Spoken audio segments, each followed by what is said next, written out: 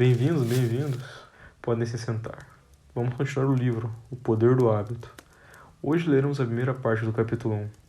Caso tenham perdido nosso último encontro, recomendo que o vejam para não se perder durante a leitura. E agora, vamos começar.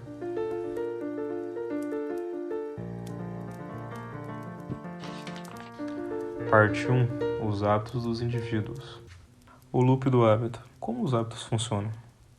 No outono de 1993, um homem que mudaria radicalmente muito do que pensamos sobre os hábitos entrou num laboratório em San Diego para uma consulta previamente marcada.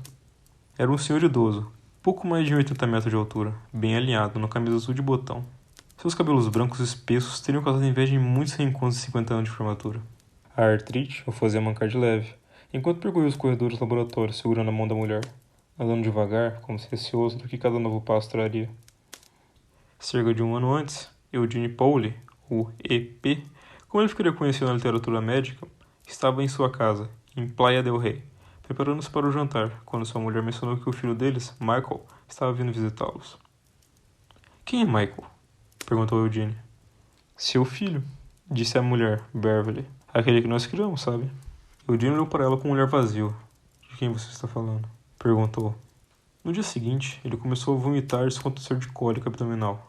Dentro de 24 horas, sua desidratação estava tão grave que Beverly, em pânico, o levou ao pronto-socorro. Sua temperatura começou a subir, atingindo 40 graus, enquanto ele transpirava formando uma mancha amarela de suor nos lençóis do hospital. Ele ficou delirante, depois violento, gritando e empurrando, quando as enfermeiras tentavam dar uma injeção intravenosa em seu braço. Só depois de sedá-lo é que o médico conseguiu cravar uma agulha comprida entre duas vértebras da base da sua coluna, extraindo as poucas gotas desse líquido cefalorraquidiano. O médico que usou o procedimento percebeu na mesma hora que havia um problema. O fluido ao redor do cérebro e dos nervos espinhais é uma barreira contra infecções e ferimentos. Em indivíduos saudáveis, ele é translúcido e corre rapidamente, movendo-se num fluxo quase sedoso através de uma agulha. A amostra da coluna de Eugênio era turva, pingava devagar, como se estivesse cheia de sujeira microscópica. Quando os resultados voltaram ao laboratório, os médicos de Eugênio descobriram por que ele estava doente. Estava sofrendo de encefalite viral. Uma doença relativamente comum que causa ferimentos, bolhas e infecções leves na pele. Em casos raros, no entanto, o vírus pode traçar um caminho até o cérebro, provocando lesões catastróficas conforme devora as delicadas obras do tecido onde nossos pensamentos, sonhos e, de acordo com alguns, nossas almas residem. Os médicos de Eugene disseram a Beverly que não havia nada que eles pudessem fazer para reverter o estrago já feito. Porém, uma grande dose de medicamentos antivirais talvez evitasse que o vírus se espalhasse. Eugene entrou em coma e durante 10 dias esteve à beira da morte. Aos poucos, conforme as drogas foram combatendo a doença, sua febre baixou e o vírus desapareceu. Quando ele finalmente acordou, estava fraco e desorientado, e não conseguia engolir direito. Não conseguia formar frase e às vezes ficava ofegante, como se tivesse esquecido momentaneamente como se respira, mas ele estava vivo. Por fim, Eugene estava bem o bastante para passar por uma bateria de testes. Os médicos ficaram surpresos ao descobrir que seu corpo, incluindo seu sistema nervoso, parecia em boa parte ileso. Ele conseguia mexer os membros e reagir a sons e luzes. Tomografias cerebrais, no entanto, revelaram sombras nefastas próximas do centro de seu cérebro.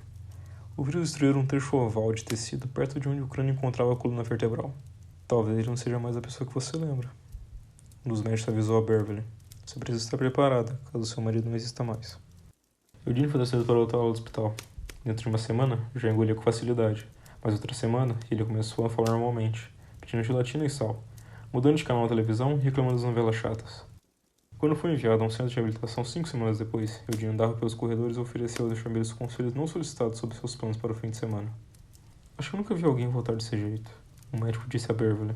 Não quero alimentar suas esperanças, mas é surpreendente. Beverly, no entanto, continuava preocupada.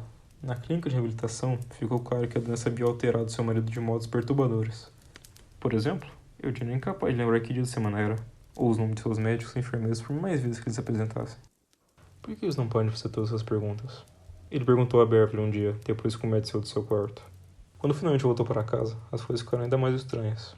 Eugene parecia se lembrar dos amigos deles. Tinha dificuldade de acompanhar conversas. Às vezes, de manhã, saía da cama, andava até a cozinha, fritava bacon e ovos para comer. Depois voltava para debaixo das cobertas e ligava o rádio. 40 minutos depois, fazia a mesma coisa. Levantava, fritava bacon e ovos, voltava para a cama e mexia no rádio. Depois fazia tudo de novo. Assustada, Beverly procurou ajuda de especialistas, entre os quais um pesquisador da Universidade da Califórnia, em San Diego, especializado em perda de memória. E foi assim que, num dia ensolarado de outono, Beverly e Eugene se viram num prédio indistinto, no campus da universidade, lentamente caminhando de mãos dadas por um corredor. Eles foram conduzidos a uma pequena sala de exames, e Eugênio começou a conversar com uma moça que estava usando o computador. Trabalhei com eletrônica ao longo dos anos e fico impressionado com tudo isso. Ele disse apontando para a máquina em que ele estava digitando. Quando eu era mais novo, essa coisa teria sido instalada em 2 suportes de 80 metros, ocupando essa sala inteira. A mulher continuou digitando. Eugênio deu uma risadinha. Isso é incrível, ele disse.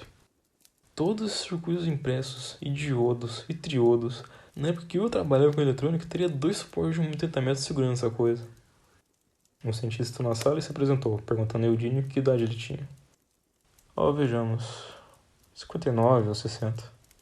Eugênio respondeu. Ele tinha 71 anos. Os cientistas começaram a digitar no computador. Eugênio sorriu e apontou para a máquina. Isso é formidável. Ele disse. Sabe, quando eu trabalhava com eletrônica, teria 2 suportes de 80 metros segurando essa coisa. O cientista era Larry Squirrel, 52 anos, o professor que passara as últimas 3 décadas estudando a neuroanatomia da memória. Sua especialidade era explorar como o cérebro armazenava os acontecimentos. Seu trabalho com Eugênio, no entanto, logo lhe revelaria um novo mundo e para centenas de outros pesquisadores que modelaram nossa compreensão de como os atos funcionam. Os estudos do Squirrel mostrariam que mesmo alguém capaz de lembrar de sua própria idade, ou de quase qualquer outra coisa, pode desenvolver hábitos que parecem inconcebivelmente complexos. Até você perceber que todo mundo depende de processos neurológicos semelhantes todos os dias. A pesquisa dele e dos outros ajudaria a revelar os mecanismos subconscientes que impactam as inúmeras escolhas que parecem ser fruto de um pensamento racional, mas na verdade são influenciadas por impulsos que a maioria de nós mal reconhece ou compreende. Quando o Squirrel conheceu o Gene, já fazia semanas que ele vinha estudando imagens de seu cérebro. Os exames indicavam que quase toda lesão dentro do crânio de Eugene se limitava a uma área de 5 centímetros perto do centro da cabeça. O vírus destruía quase inteiramente seu lobo temporal medial, uma faixa de células que os cientistas suspeitavam ser responsável por todo tipo de tarefa cognitiva, tais como a lembrança do passado e regulação de algumas emoções. A totalidade de destruição não surpreendeu o Squirrel. A encefalite viral consome tecido com uma precisão cruel, quase cirúrgica. O que o deixou chocado era como as imagens pareciam familiares. 30 anos antes, quando era doutorando no MIT, o Squirrel trabalhara junto com um grupo que estudava um homem conhecido como HM, um dos pacientes mais famosos da história da medicina. Quando o HM, seu nome verdadeiro era Henry Molaison, mas os cientistas protegeram sua identidade ao longo de toda a sua vida, tinha 7 anos, foi atropelado por uma bicicleta e caiu, batendo a cabeça com força. Logo em seguida passou a ter ataques epiléticos e começou a desmaiar. Aos 16 anos, teve sua primeira crise tônico-clônica, o tipo de convulsão que afeta o cérebro inteiro. Em pouco tempo, ele estava perdendo a consciência até 10 vezes por dia. Quando completou 27 anos, HM estava desesperado. Os medicamentos anticonvulsivos não tinham ajudado. Ele era inteligente, mas não conseguia permanecer no emprego. Ainda morava com os pais. HM queria levar uma vida normal.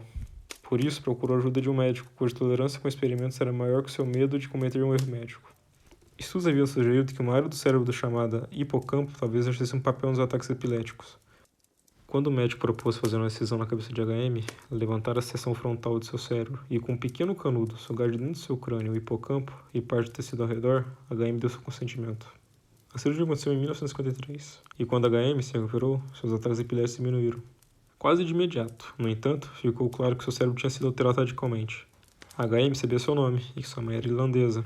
Lembrava da queda da Bolsa de 1929 e noticiário sobre a invasão da Normandia. Mas quase tudo que veio depois, todas as lembranças, experiências e esforços da maior parte da década antes da cirurgia, tinha sido apagado. Quando o médico começou a testar a memória de HM, mostrando-lhe cartas de baralho e listas de números, ele descobriu que HM era incapaz de reter qualquer informação nova por mais de uns 20 segundos. Desde o dia de sua cirurgia até sua morte em 2008, cada pessoa que HM encontrava, cada música que ouvia, cada sala em que entrava, era uma experiência completamente nova. Seu cérebro tinha congelado no tempo. Todo dia ele ficava perplexo com o fato de que alguém podia mudar o canal da televisão montando um retângulo preto de plástico para a tela. Ele se apresentava repetidamente para os médicos e enfermeiras dezenas de vezes por dia. Eu adorava aprender sobre HM, pois a memória parecia um jeito tão palpável e instigante de estudar o cérebro. Squirrel me disse. Cresci em Ohio, e ainda lembro, na primeira série. Da minha professora distribuindo gizes de cera para todo mundo, e comecei a misturar todas as coisas para ver se ia dar preto. Por que guardei essa memória? Eu não consigo lembrar o resto da professora. Por que o meu cérebro decide que uma memória é mais importante que a outra? Quando escureci as imagens do cérebro de Eugene, ficou espantado com a semelhança entre aquele cérebro e o de HM.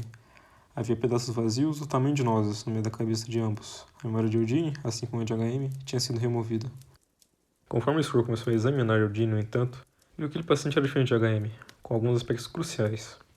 Enquanto quase todo mundo percebia, minutos após começar o HM, que havia alguma coisa muito estranha, Eugênio conseguia tratar conversas e realizar tarefas que não alertariam um observador casual de que havia algo errado. Os efeitos da cirurgia de HM tinham sido tão debilitantes que ele passou o resto da vida internado.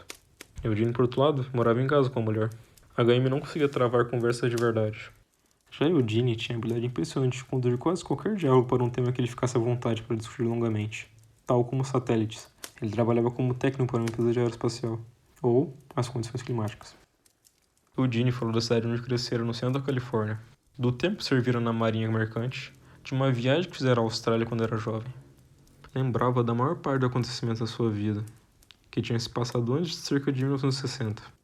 Quando Scott perguntava sobre as décadas posteriores, Eugene educadamente mudava de assunto e dizia que tinha dificuldade de lembrar de alguns acontecimentos recentes. Scott realizou alguns testes de inteligência e descobriu que o intelecto de Eugene ainda era aguçado para um homem capaz de se lembrar das 3 últimas décadas. Além disso, ele ainda tinha todos os hábitos que adquiriu na juventude.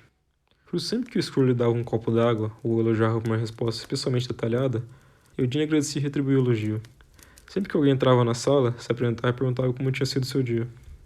Mas quando o Scroll pediu que Eugene memorizasse uma série de números ao descrever seu corredor em frente à porta do laboratório, o médico descobriu que seu paciente não conseguia reter nenhuma informação nova por mais de 1 minuto. Quando alguém mostrava a Eugene fotos de seus netos, ele não fazia ideia de quem eram. Quando o Scroll perguntava se ele se lembrava de ficar doente, Eugene dizia que não tinha lembrança alguma da sua doença nem da estada no hospital. Na verdade, Eugene quase nunca lembrava de que estava sofrendo de amnésia. Sua imagem mental de si mesmo não incluía a perda de memória. Já que ele não conseguia se lembrar da lesão, não conseguia conceber que havia algo de errado.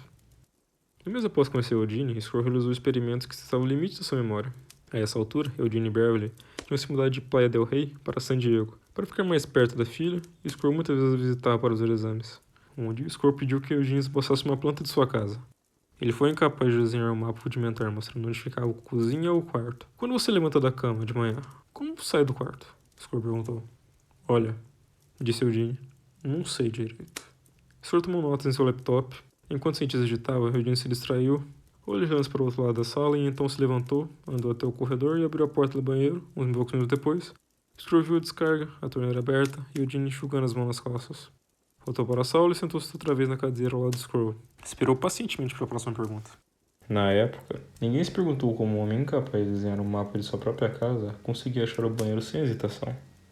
Mas essa pergunta e outras parecidas acabariam levando a uma série de descobertas que transformaram nossa compreensão do poder dos hábitos. Isso ajudaria a deflagrar uma revolução científica que hoje envolve centenas de pesquisadores que estão aprendendo pela primeira vez a entender todos os hábitos que influenciam nossas vidas. Quando Eugene sentou-se à mesa, olhou para o leitor do Scroll. Isso é impressionante, ele disse, apontando para o computador. Sabe, quando eu trabalhava com eletrônica, teria 2 suportes de 80 metros segurando essa coisa. Nas primeiras semanas depois que eles se mudaram para a casa nova, Beverly tentava tirar Eugene de casa todo dia. Os médicos haviam lhe dito que era importante que ele se exercitasse. E se Eugene ficasse dentro de casa por muito tempo, deixava Beverly maluca. Fazendo as perguntas inúmeras vezes, num loop infinito. Por isso, toda manhã e toda tarde ela o levava para dar um passeio no quarteirão. Sempre juntos e sempre seguindo o mesmo itinerário. Os médicos tinham avisado a Beverly que ela precisaria monitorar Eugene constantemente. Disseram que, se ele algum dia se perdesse, nunca mais conseguiria achar o caminho de casa. Mais certa manhã, enquanto ela se vestia, Eugene saiu despercebido pela porta da frente. Ele tinha uma tendência a perambular de um cômodo para o outro, por isso Beverly não levou um tempo para perceber que ele tinha sumido. Quando percebeu, entrou em pânico. Correu para a rua e tentou chegá-lo, não conseguiu vê-lo. Foi até a casa dos vizinhos e esmurrou as janelas. As casas não eram parecidas. Será que Eugene se confundiu em entrar em outra? Ela correu até a porta e tocou a campainha, até alguém atender. Eugene não estava lá. Ela correu de volta para a rua, seguindo o quarteirão, gritando o nome de Eugene. Estava chorando. E se ele tivesse ido a algum lugar com trânsito? Como diria alguém onde morava? Ele já estava fora fazia 15 minutos. Procurou em toda parte. Então correu para casa a fim de levar para a polícia. Quando entrou afoita pela porta, encontrou Eugene na sala, sentado em frente à televisão, assistindo ao History Channel. As lágrimas dela o deixaram confuso. Ele disse que não lembrava de ter saído, não sabia onde estivera e não conseguia entender por que ela estava tão perturbada. Então Beverly viu uma pilha de pinhas na mesa, como as que viram no quintal de um vizinho mais adiante na rua. Ela se aproximou e olhou as mãos de Eugene. Seus dedos estavam melados de seiva. Foi então que ela se deu conta de que Eugene tinha saído sozinho para caminhar. Ele tinha andado até o final da rua e catado alguns souvenirs. E acharam o caminho de casa. Em pouco tempo, Eugene estava saindo para caminhar toda manhã. Beverly tentava impedi-lo, mas era inútil. Mesmo se eu falasse para ele ficar em casa, uns poucos minutos depois ele se lembrava mais. Ela me disse. Eu o segui algumas vezes para garantir que não ia se perder, mas ele sempre voltava são e salvo. Às vezes voltava com pinhas ou pedras, mas ele voltou com uma carteira, outra com um cachorrinho. Nunca se lembrava de onde essas coisas tinham vindo.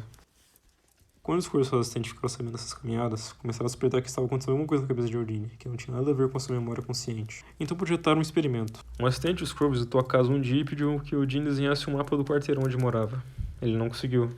Mas onde a casa deles estava situada na rua? Ela perguntou. Ele desenhou um pouquinho, depois esqueceu da tarefa. Ela pediu que ele apontasse qual porta dava para a cozinha. Ele olhou como sua volta, disse que não sabia. Ela perguntou a Eugene o que ele faria se estivesse com fome. Ele levantou, andou até a cozinha, abriu um armário e tirou um pote de amendoins. Mais tarde naquela semana, um visitante acompanhou Eugene em sua caminhada diária. Eles andaram por cerca de 15 minutos pela eterna primavera do sul da Califórnia. Com o ar carregado do cheiro de bugenvilhas, Eugene não falou muito, mas sempre guiava o caminho e parecia saber onde estava indo. Nunca pedia informações. Quando eles dobraram a esquina perto da casa dele, o visitante perguntou a Eugene onde ele morava. Não sei exatamente, respondeu. Então seguiu pela sua calçada, abriu sua porta da frente, entrou na sala e ligou a televisão. Ficou claro para o Squirrel que Eugene estava absorvendo informações novas. Mas onde dentro do seu cérebro estavam arrumando essas informações? Como alguém podia achar um pó de amendoins quando não sabia dizer onde ficava a cozinha?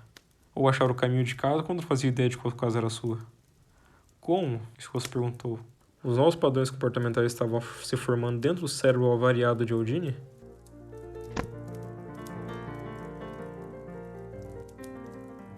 E aqui encerramos nosso encontro. Se gostou, considere deixar uma moeda. Parece humilde contador de histórias. Se quiser proporcionar sugestões ou comentários, é esta caixa para depositá-los. Embaixo de vocês terá um sino. Levem consigo, pois quando ele soar, vocês saberão que eu estou aqui.